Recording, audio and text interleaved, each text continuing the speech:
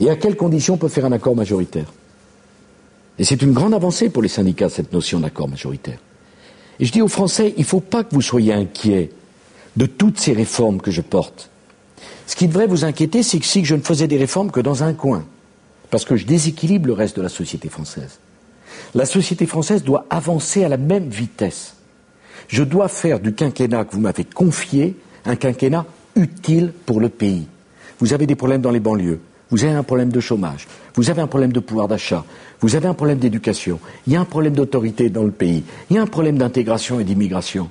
Je ne peux pas dire, écoutez, la première année, je m'occupe de l'emploi, puis je ne m'occupe pas de la formation. La deuxième année, je m'occupe de la formation, mais je ne m'occupe pas du social. Il y a le problème des retraites, il y a le problème de l'assurance maladie, j'ai le problème de l'hôpital, il y a le problème de la formation professionnelle que je mettrai dans cet agenda social. Franchement, la formation professionnelle, elle marche bien pour celui qui n'en a pas besoin. C'est-à-dire, vous avez fait HEC, vous avez envie de faire l'INSEAD, vous trouvez certainement un grand groupe pour vous financer. En revanche, vous êtes dans le textile, votre boîte ferme, vous n'avez pas de quoi apprendre un nouveau métier. C'est ça que je veux changer. On parlait tout à l'heure de problèmes judiciaires. Votre prédécesseur est poursuivi pour des faits qui remontent à longtemps. Est-ce que vous pensez qu'il doit siéger encore au Conseil constitutionnel? Il est présumé innocent, comme n'importe quel justiciable. Pour le reste, je n'ai pas de commentaire à faire, si ce n'est que c'est toujours dommage que la justice vienne si tard. Sur l'Algérie, où vous allez partir, il y a eu des propos plus qu'étonnants de la part d'un ministre du président Bouteflika, qui parlait de lobby juif, qui vous incitait ou même vous demandait carrément la repentance pour tous les crimes du colonialisme, entre guillemets.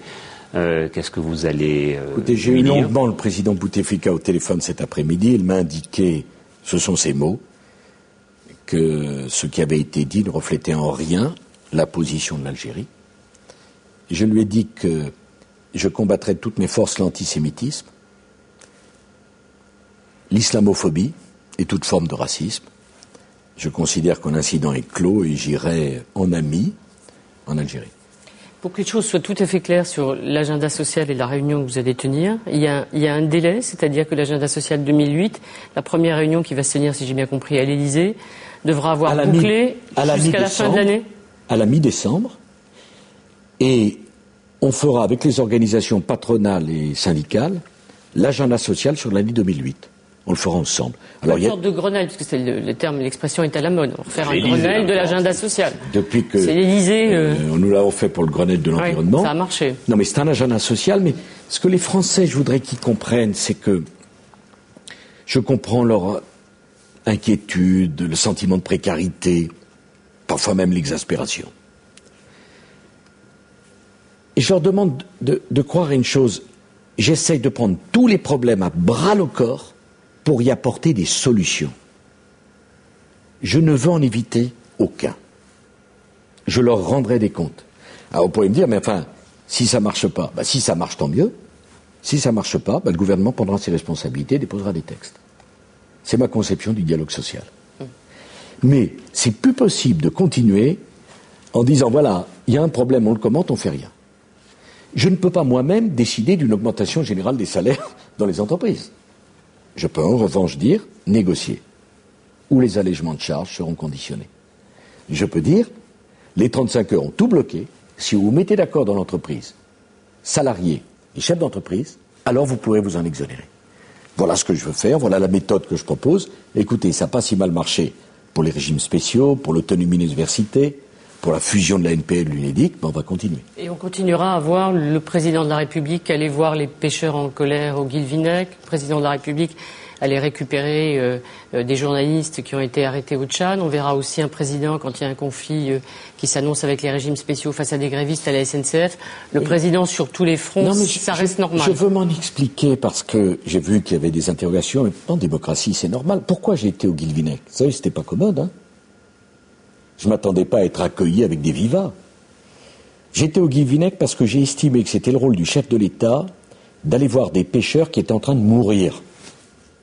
Parce que la pêche française, c'est comme l'agriculture française ou l'industrie française, c'est identitaire. C'est une question d'identité nationale. Et je n'ai pas l'intention de laisser ces gens mourir.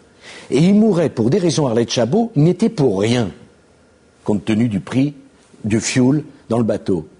Et donc j'ai estimé que c'était mon devoir d'y aller. C'était pas très commode. Mais enfin, avec Michel Barnier, en 2 jours, on a dénoué la crise. Parce que je n'accepte pas qu'un pays qui borde l'Atlantique, la Manche et la Méditerranée, on laisse notre pêche à la dérive. La SNCF, comme la RATP, moi j'ai été les voir parce que j'ai trouvé que c'était profondément anormal qu'aucun président de la République n'ait été les voir, alors que l'actionnaire, enfin c'est le propriétaire, c'est l'État. Et je suis le chef de l'État. Là non plus, c'était pas facile.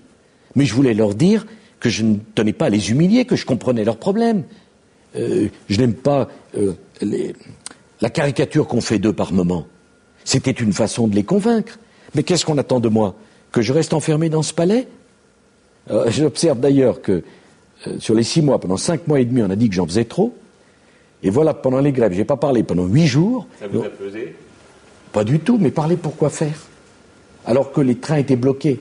J'ai beaucoup discuté, j'ai beaucoup parlé. Mais justement, je restais en réserve au cas où il y aurait un problème. Parce que c'est toute l'ambiguïté, la difficulté de la tâche d'un président de la République, 5e République. Il doit être à la fois le moteur du changement et l'arbitre. Il doit être les deux. Celui qui impulse l'énergie nécessaire pour porter les changements et pour apporter les solutions, et en même temps celui qui est l'arbitre pour équilibrer. Par exemple, recevoir les familles de ces 2 jeunes. C'était mon devoir.